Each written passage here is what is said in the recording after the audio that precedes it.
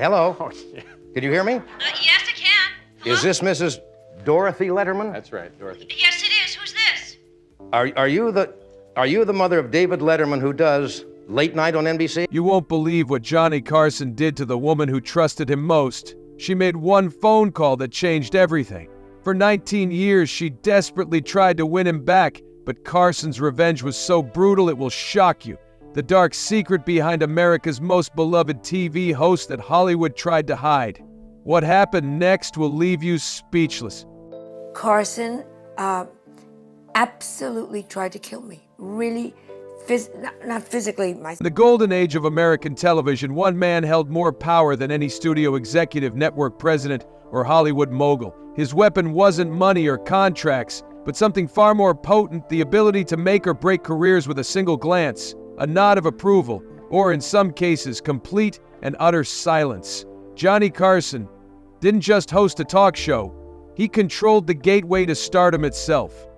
Between 1962 and 1992, The Tonight Show starring Johnny Carson was more than entertainment. It was an institution that shaped American culture and determined who would rise to fame and who would disappear forever.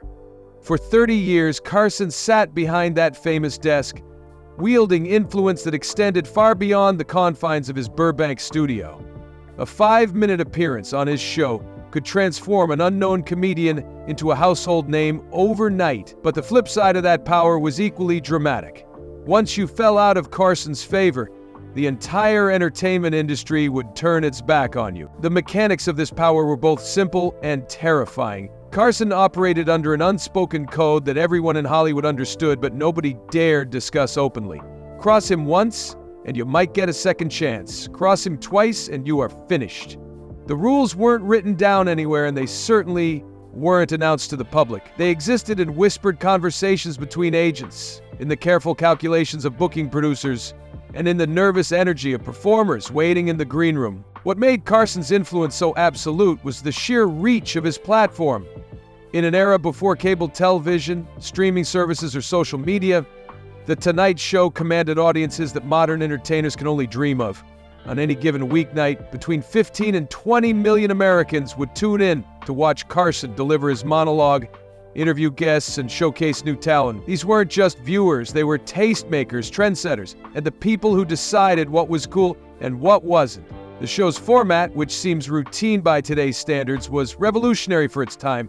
Carson perfected the art of the opening monologue, turning current events and pop culture into digestible comedy that reflected the national mood. His timing was impeccable, his delivery effortless, and his ability to connect with middle America unmatched. Characters like Karnak the Magnificent became part of the cultural lexicon, and his catchphrases entered everyday conversation. But perhaps most importantly, Carson had the rare gift of making his guests shine. He knew when to set up a punchline, when to ask the right follow-up question, and when to simply step back and let someone else have the spotlight. This wasn't just good hosting, it was career-making magic. A successful appearance on Carson's show didn't just mean exposure to millions of viewers. It meant validation from the one person whose opinion mattered most in the entertainment industry. The famous Carson wave became the holy grail for comedians and performers. After completing their set or segment, guests would return to their seats in the guest area. But occasionally Carson would gesture for them to come over to his desk for an impromptu interview. This simple motion represented the highest form of approval in show business. It meant Carson thought you were worth talking to, worth featuring, worth remembering.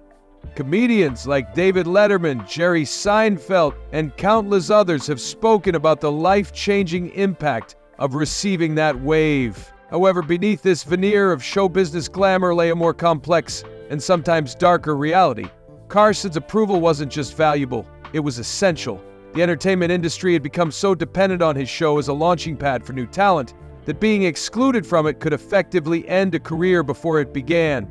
Booking agents knew this, network executives knew this, and most importantly, Carson himself knew. The power dynamic created a climate of fear that was carefully hidden from the television audience. Performers would go to extraordinary lengths to stay in Carson's good graces, often censoring their own material or avoiding topics that might offend him. The competition for spots on the show was fierce, and once you secured a booking, the pressure to deliver was immense. One bad performance, one misread joke, or one moment of perceived disrespect could result in a permanent ban. What made the situation even more intimidating was Carson's legendary unpredictability. Unlike other powerful figures in Hollywood who would at least give you a clear sense of where you stood, Carson kept his cards close to his chest.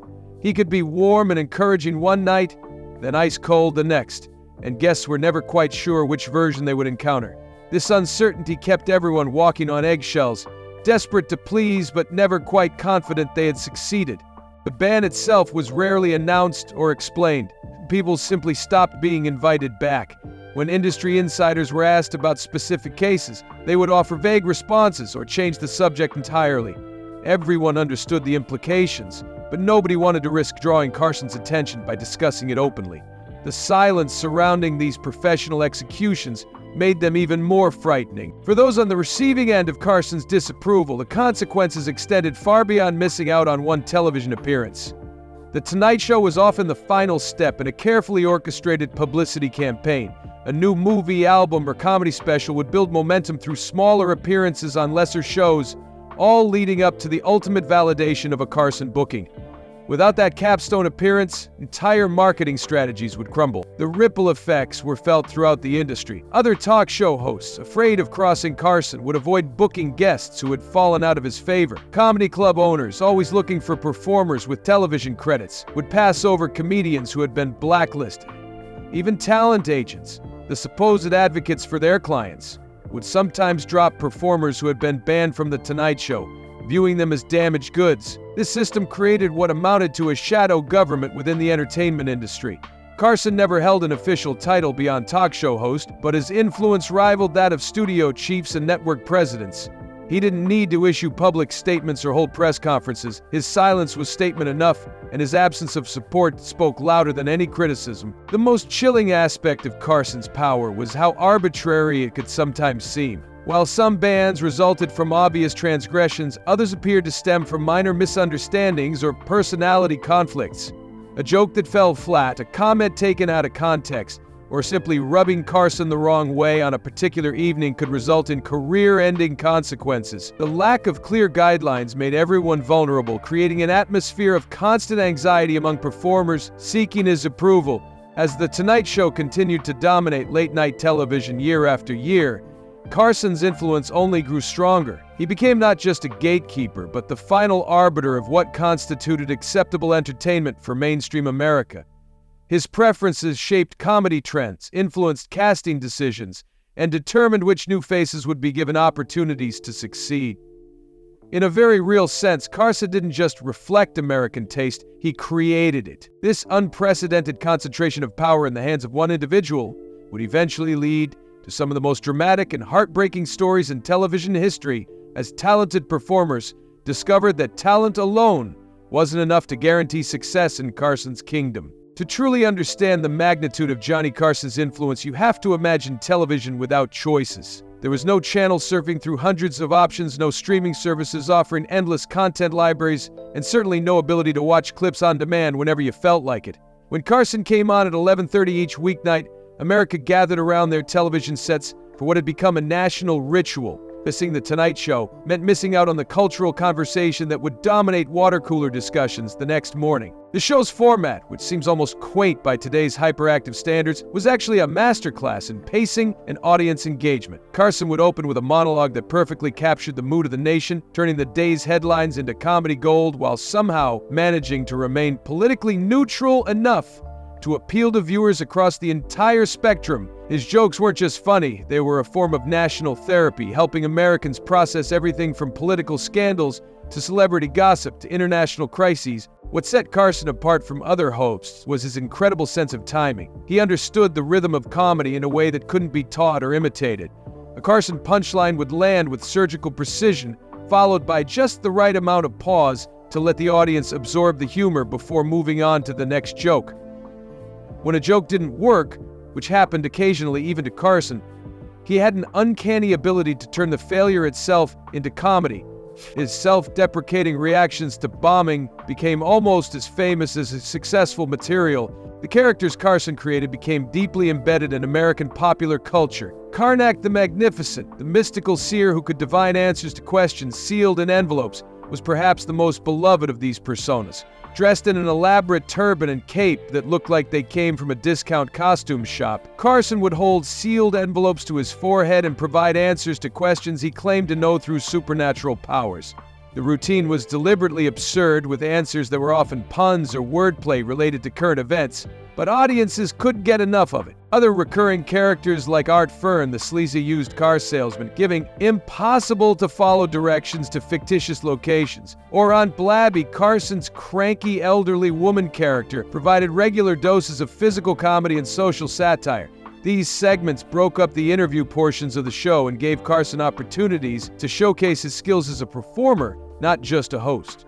The characters were simple enough to understand immediately, but sophisticated enough to remain funny over repeated appearances. The interview segments themselves were where Carson's true genius became apparent. Unlike many modern talk show hosts who seem more interested in getting laughs than letting their guests shine, Carson had mastered the art of being a generous interviewer. He would research his guests thoroughly, ask questions that allowed them to tell their best stories, and know exactly when to interject with a comment or when to stay silent and let the moment breathe. Carson's interviewing style was conversational rather than confrontational.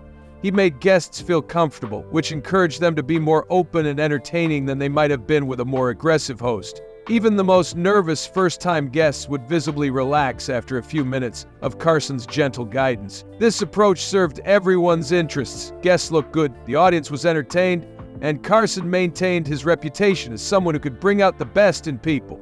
The musical segments on The Tonight Show were equally important to the program's success. Carson featured both established stars and emerging artists, often giving musicians their first national television exposure.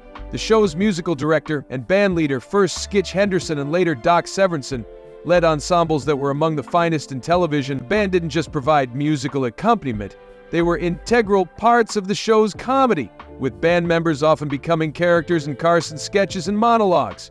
Perhaps the most famous and career-defining moment any performer could experience on The Tonight Show was receiving what became known as the Carson Wave. After completing their segment, whether it was a stand-up comedy routine, a musical performance, or a demonstration of some kind, guests would typically return to their seats in the guest area, but occasionally Carson would motion for them to come over to his desk for an impromptu chat. This gesture represented the highest possible endorsement Carson could give. It meant he found the performer interesting enough to warrant further conversation, talented enough to hold the audience's attention for a few more minutes, and worthy of the additional exposure that came with desk time. The wave wasn't something that could be requested or negotiated. It had to be earned through the quality of the performance and Carson's genuine interest in the person. Comedians who received the wave often describe it as the moment their careers truly began. David Letterman, who would later become Carson's successor on late-night television, has spoken extensively about how that first wave from Carson changed everything for him. Jerry Seinfeld, Steve Martin, Joan Rivers, and countless other comedy legends have similar stories about the transformative power of Carson's approval. The show's influence extended far beyond individual career moments. Carson essentially created the template for late-night television that remains largely unchanged today. The basic structure he established, opening monologue, comedy segments, guest interviews, and musical performances, has been adopted by virtually every talk show host who followed him. Jimmy Fallon's enthusiastic energy, Jimmy Kimmel's sardonic wit, and Stephen Colbert's intelligent commentary all exist within the framework that Carson pioneered. Even the physical layout of modern talk shows borrows heavily from Carson's Tonight Show. The host's desk positioned at an angle to facilitate conversation, the guest seating area that allows for multiple interview subjects, and the band positioned to one side of the stage all became standard features because Carson demonstrated their effectiveness night after night. The Tonight Show's cultural impact went beyond entertainment into the realm of social influence. Carson's monologue topics would often become national talking points. Politicians and public figures knew that becoming the target of a Carson joke could damage their reputation, while being mentioned favorably could boost their standing with the American public. The show became a barometer of public opinion and a platform for introducing new ideas and perspectives to mainstream audiences. Carson's approach to controversial topics was masterful in its subtlety. Rather than taking obvious political stances that might alienate portions of his audience, he would find ways to comment on current events through humor that allowed viewers to draw their own conclusions. This skill kept him relevant and popular across changing political landscapes and social movements The show's production values were consistently excellent, with Carson insisting on professional standards that elevated the entire program. The writing staff was top-notch, the technical crew was experienced and reliable, and every aspect of the show reflected a commitment to quality that audiences came to expect and appreciate. However, this same attention to detail and insistence on control that made the show so successful also revealed the more complicated aspects of Carson's personality. Behind the scenes, he was known to be demanding, particular about how things were done, and intolerant of anything that disrupted the smooth operation of his carefully orchestrated program. This perfectionism contributed to the show's excellence, but also created an environment where crossing Carson, even unintentionally, could have serious consequences. The Tonight Show's success created enormous pressure on everyone involved, from the host himself to the newest production assistant.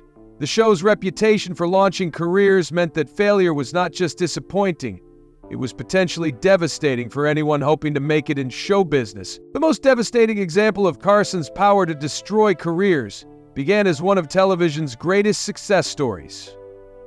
Joan Rivers arrived in Hollywood as a struggling comedian in the early 1960s, facing the double challenge of breaking into a male-dominated industry while dealing with repeated rejections that left her questioning whether she had any future in entertainment. After a tense tempting at 31, she had been told by numerous industry professionals that she was washed up before her career had even properly begun. Rivers had spent years grinding through the comedy club circuit, performing in dingy venues for tiny audiences and barely scraping together enough money to survive. Her sharp, unapologetic style of humor was ahead of its time, and many club owners and bookers didn't know what to do with a female comedian who refused to soften her edge to meet conventional expectations. She was on the verge of giving up entirely when fate intervened in the form of a Tonight Show booking. Carson saw something special in Rivers during that first appearance. Her fearless approach to comedy, combined with her obvious intelligence and quick wit, impressed him enough to invite her back repeatedly. More importantly, he began mentoring her, offering advice about the business and helping her refine her television presence.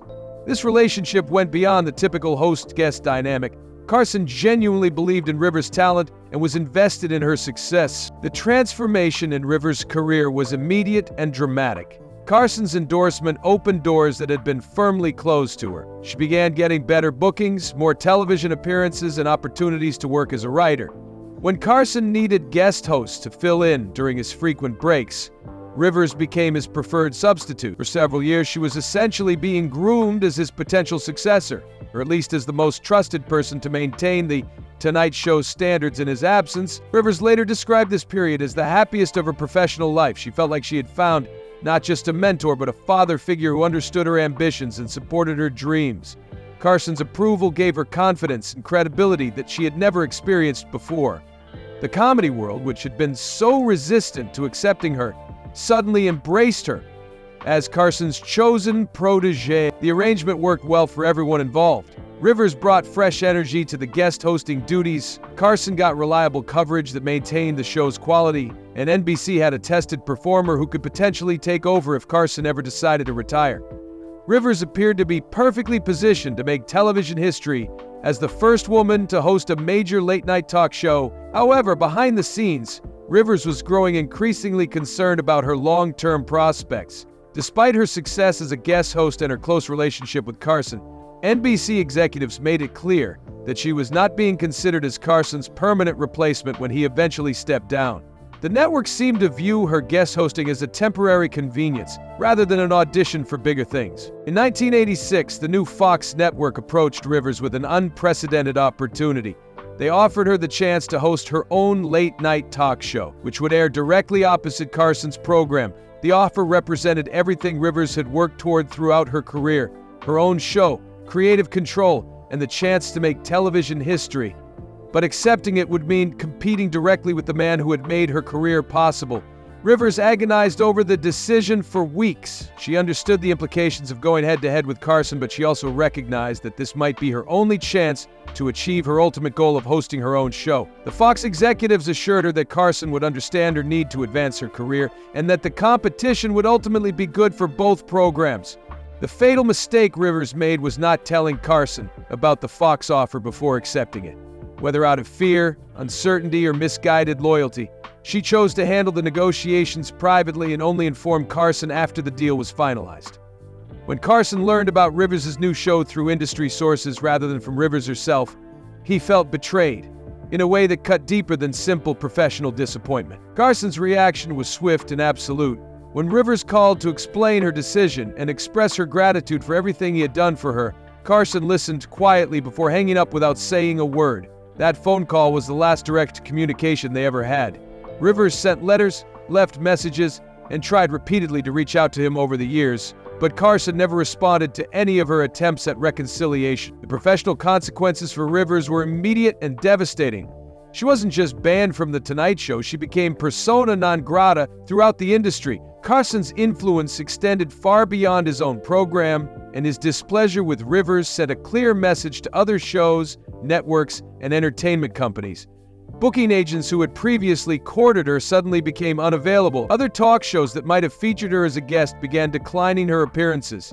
Even more damaging was Carson's decision to blacklist any celebrity who appeared on Rivers' Fox show. This secondary boycott made it nearly impossible for Rivers to book major guests, as their representatives knew that appearing on her program would cost them access to The Tonight Show.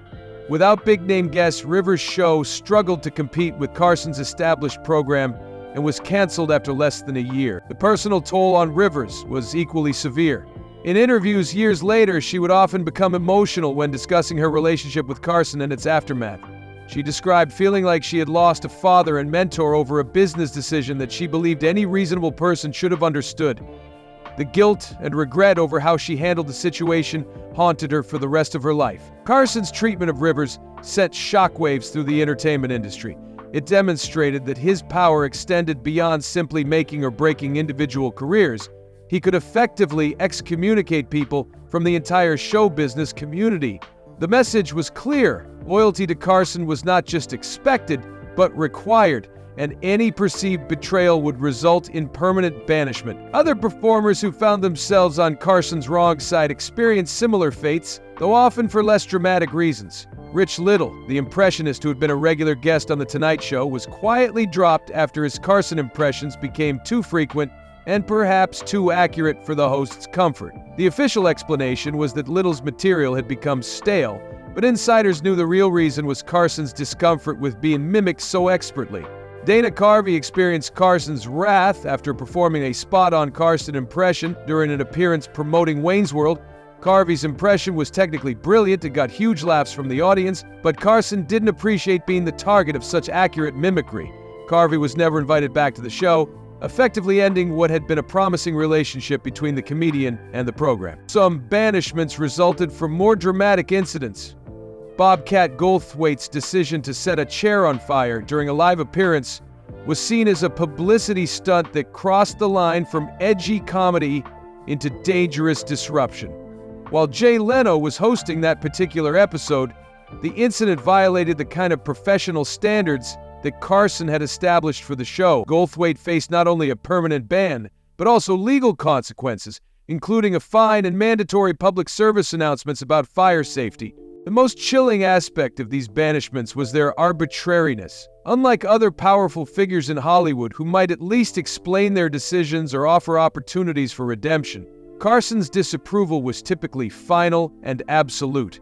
There were no second chances, no opportunities to make amends, and no clear guidelines about what might constitute an offense worthy of banishment. The fear this created throughout the entertainment industry was palpable. Performers would go to extraordinary lengths to avoid anything that might be perceived as disrespectful or inappropriate. Comedy routines were carefully vetted to ensure they didn't cross any invisible lines.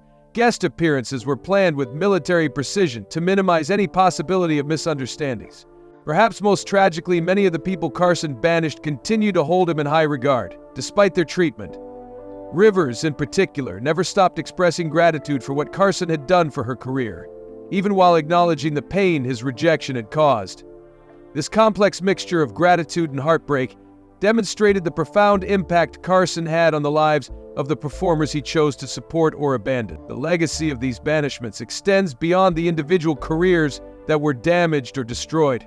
They revealed the darker side of the star-making machinery that Carson had created and highlighted the dangers of concentrating so much power in the hands of one individual. regardless of their talent or good intentions. Long before Johnny Carson became the undisputed king of late-night television, he was simply John William Carson, a skinny kid from the small town of Norfolk, Nebraska, who discovered his love for performing through magic tricks. At the age of 12, he sent away for a magic kit and quickly became obsessed with the art of illusion and entertainment.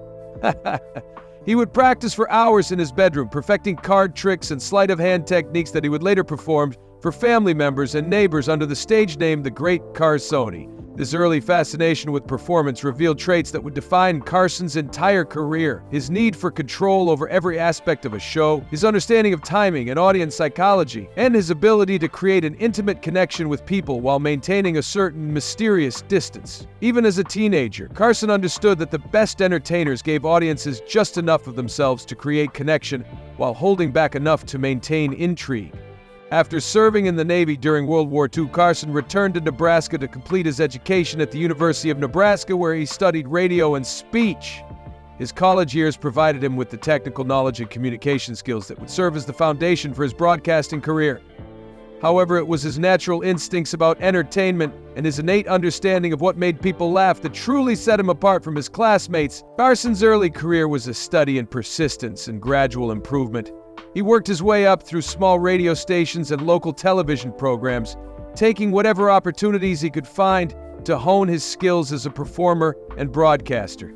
Each job taught him something new about the industry and helped him develop the professional standards that would later make The Tonight Show such a consistently excellent program. His big break came when he was asked to substitute for Jack Benny on a television program. This opportunity allowed Carson to demonstrate his natural comedic timing and his ability to think quickly on his feet. Industry professionals who saw that performance recognized that Carson possessed something special, a combination of intelligence, wit, and stage presence that couldn't be manufactured or taught. When Carson took over The Tonight Show in 1962, he brought with him not just his comedic talents, but also a perfectionist approach to television production. He insisted on high standards for every aspect of the show, from the writing to the technical execution to the guest booking.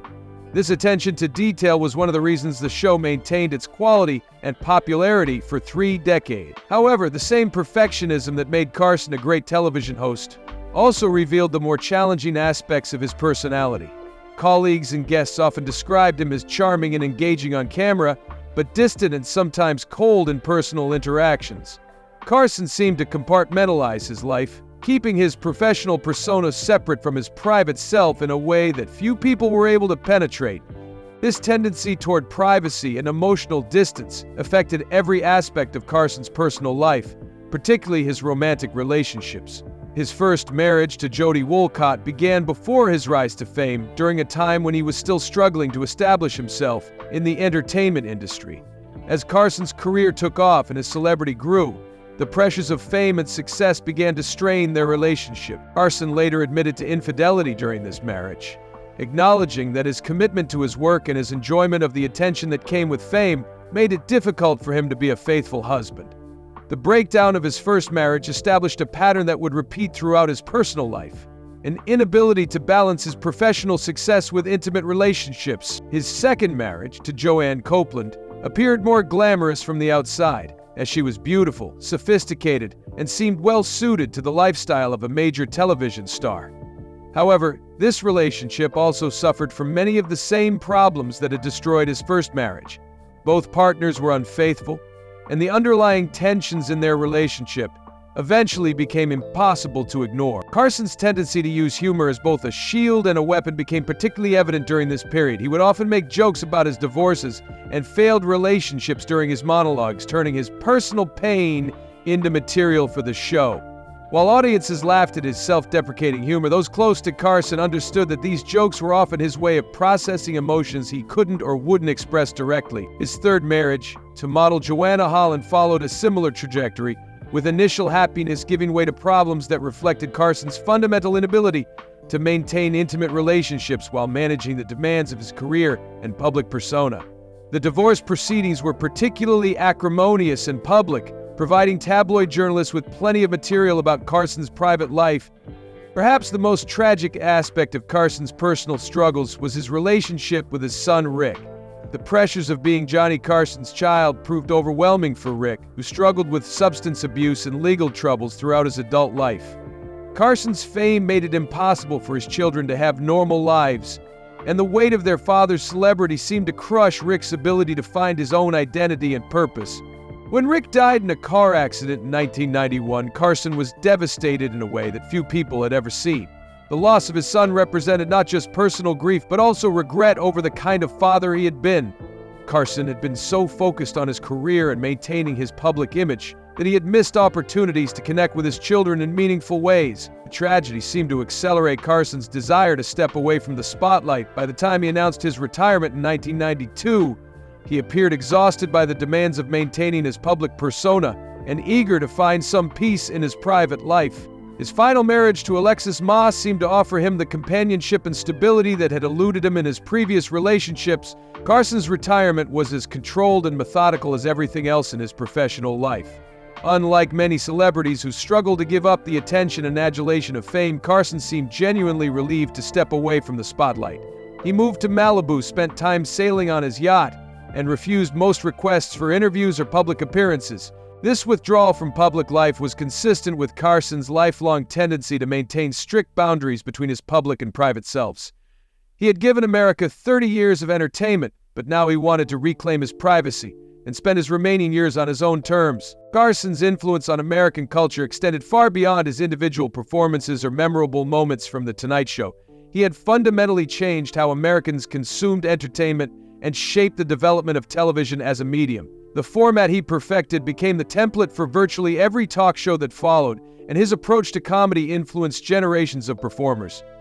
Modern late-night hosts like Jimmy Fallon, Jimmy Kimmel, and Stephen Colbert all work within the framework that Carson established. The monologue, the desk segments, the guest interviews, and even the relationship between host and bandleader all trace their origins back to Carson's innovations. While each contemporary host has added their own personality and style to the format, the basic structure remains essentially unchanged from what Carson created. When Carson died in 2005 from emphysema, a condition related to his lifelong smoking habit, his passing marked the end of an era in American entertainment.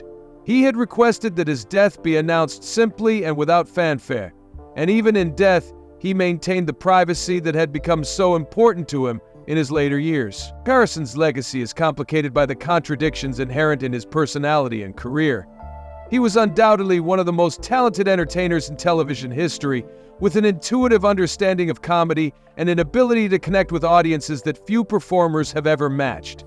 At the same time, his need for control and his tendency toward emotional distance caused genuine pain for many people who worked with him or tried to maintain personal relationships with him. The stories of the performers he banned from his show reveal the darker side of the power he wielded, but they also demonstrate the enormous influence that one individual can have over an entire industry. Carson's approval could launch careers, but his disapproval could effectively end them.